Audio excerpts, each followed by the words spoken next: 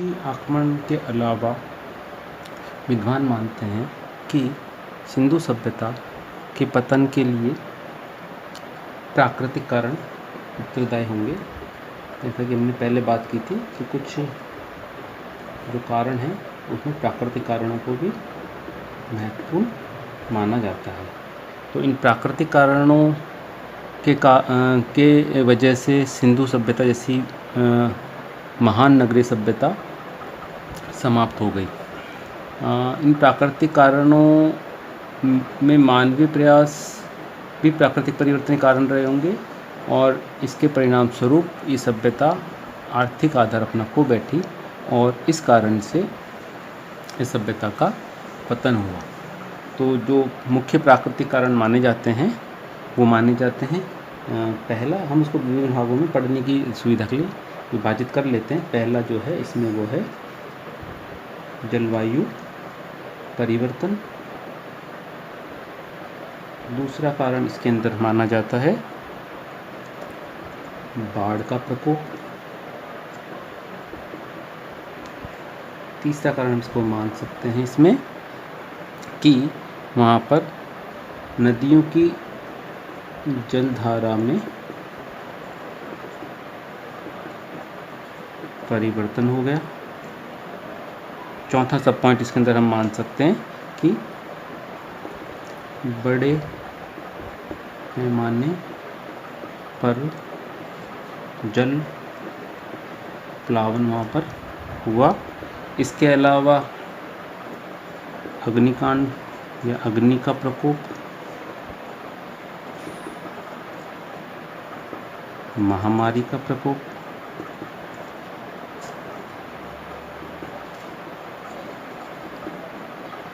और इसमें और जो कारण माना जाता है वो माना जाता है भूमि की शुष्कता में वृद्धि होना। ये जो कारण है ये सिंधु सभ्यता के पतन के प्राकृतिक कारणों में माने जाते हैं। अब हम इसमें से एक एक कारण को लेके उसकी चर्चा करेंगे। तो इसमें जो पहला कारण माना जाता है वो माना जाता है जलवायु परिवर्तन। जलवायु परिवर्तन से सिंधु सभ्यता के पतन की जो बात करते हैं उनमें प्रमुख विद्वान हैं ऑरेल स्टाइन। ऑरेल स्टाइन ने कास्कोई, झालावन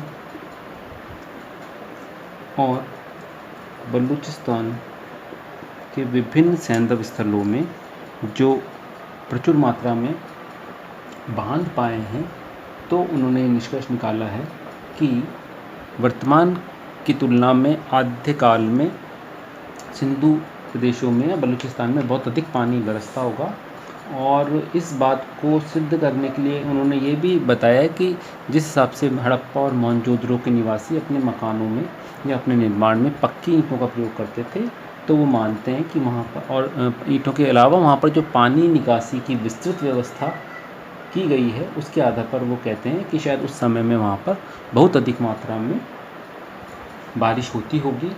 और इसके अलावा वो इसका और जो तर्क देते हैं वो कहते हैं कि मोहनजोदड़ो की मोहरों पर गैंडा, हाथी, दरियाई घोड़ा और बाघ आदि का जो अंकन मिलता है वो भी ये बताता है कि हम सभी जानते हैं कि ये जो जितने भी अभी पशुओं के मैंने नाम लिए ये सब वो पशु हैं जो अपेक्षाकृत बहुत घने वनों में और आर्द्र जलवायु में मिलते हैं। तो वो कहते हैं कि पंजाब और सिंध और राजस्थान और बलूचिस्तान के प्रांतों में वर्तमान की अपेक्षा उस समय बहुत ज़्यादा पानी बरसता होगा। और धीरे धीरे जब वहाँ पर जलवायु परिवर्तन होने लगा, जब जलवायु शुष्क और आर्द्र होने लगी तो यहाँ के निवासियों ने इन प्रदेशों को छोड़कर वो अन्य आर्द्र प्रदेशों की तरफ चले गए। इसके लिए वो ये भी एक तर्क देते हैं कि वर्षा की कमी क्यों हुई होगी वहाँ पे। तो कहते हैं कि ईंटों को पकाने के लिए और मकान बनाने के लिए उन लोगों ने काफ़ी मात्रा में जो वनों को काटा होगा या जो घास के मैदान पशुचारण से समाप्त हुए होंगे उसके कारण यहाँ पर जलवायु चेंज होनी शुरू हुई और यहाँ पर धीरे धीरे वर्षा में कमी आ गई। तो इस आधार पर सैंधव पतन का कारण जलवायु परिवर्तन भी बताया जाता है, लेकिन ये मत भी अकाट्य नहीं है। कुछ विद्वानों ने इसका आलोचना की है या इस मत को काटते हुए ये बताया है कि हो सकता है कि सैंधव निवासियों ने हिमालय की तराई में इन पशुओं को देखा हो और वहाँ से उन्होंने इनके देखने की वजह से इन्होंने अपनी मुद्राओं पे मोहरों पर उनके चित्र बनाए हो।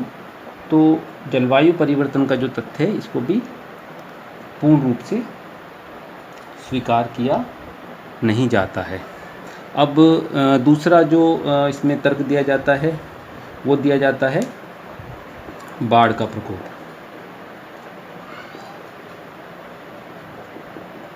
विद्वानों का मानना है कि सैंधव स्थल चूँकि नदियों के किनारे बसे हुए थे तो वहाँ पर बाढ़ की विभीषिका बड़ी मात्रा में रही होगी। जॉन मार्शल और अर्नेस्ट मैके दोनों ही विद्वानों ने मोहनजोदड़ो के पतन का कारण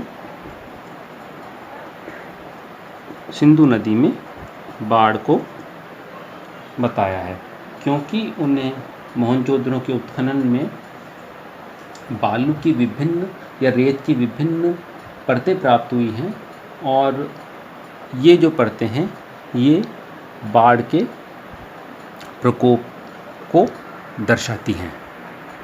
कि हम जानते हैं कि सिंधु सभ्यता के निवासियों ने अपने नगरों को बाढ़ से बचाने के लिए ऊंचाई पर उन्होंने निर्माण कार्य किए और कहीं कहीं पर बांध या दुर्गीकरण के भी प्रमाण हमको मिलते हैं। लेकिन ये बात भी सत्य है कि सिंधु व अन्य नदियों में वार्षिक बाढ़ से नगर के निवासी बार बार डिस्टर्ब होते होंगे और इसी बाढ़ के बार बार आने वाली बाढ़ के कारण उनके सामान्य जीवन और अर्थव्यवस्था पर भी इसका बुरा प्रभाव पड़ा होगा। इसी कारण वो लोग इन नगरों को छोड़कर अन्य नगरों की तरफ चले गए। हम देखते हैं कि हड़प्पा में मोहनजोदड़ो के अलावा चहुंदड़ो,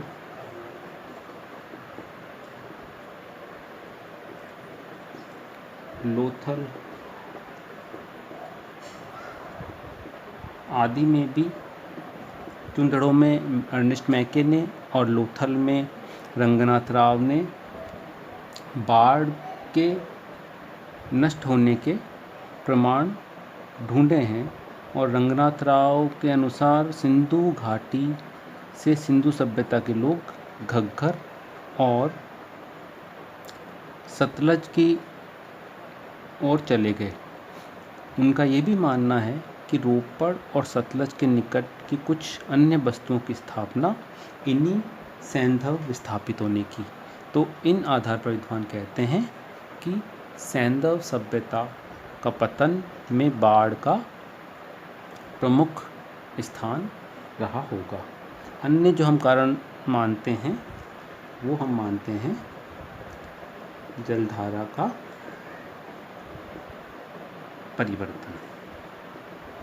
जैसा कि हम सभी जानते हैं कि सैंधव सभ्यता के प्रमुख नगरों की स्थापना नदियों के धाराओं के किनारे हुई और इसी कारण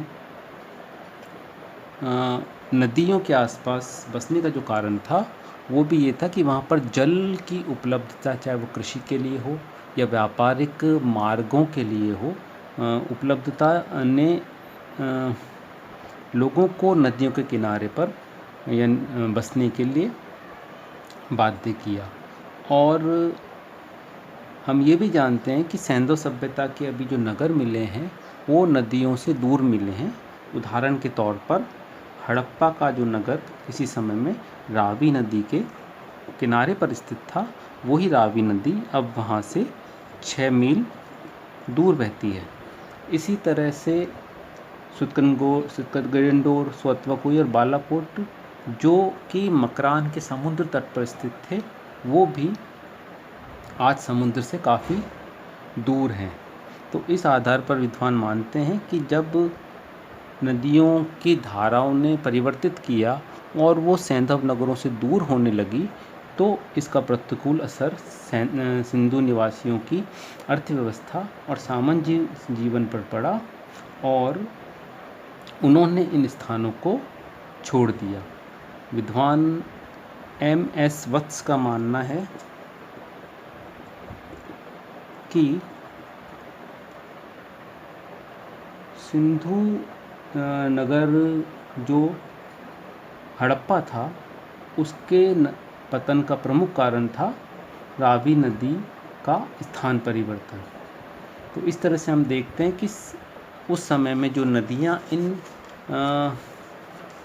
सिंधु स्थलों के तटों पर बह रही थी, वो नदियाँ अब इनसे दूर होने लगी और इस तरह के परिवर्तन से इन नगरों की समृद्धि पर बुरा असर पड़ा और ये नगर जो थे, वो यहाँ के जो निवासी वो थे, वो इन नगरों से हटके अन्य स्थानों पर चले गए।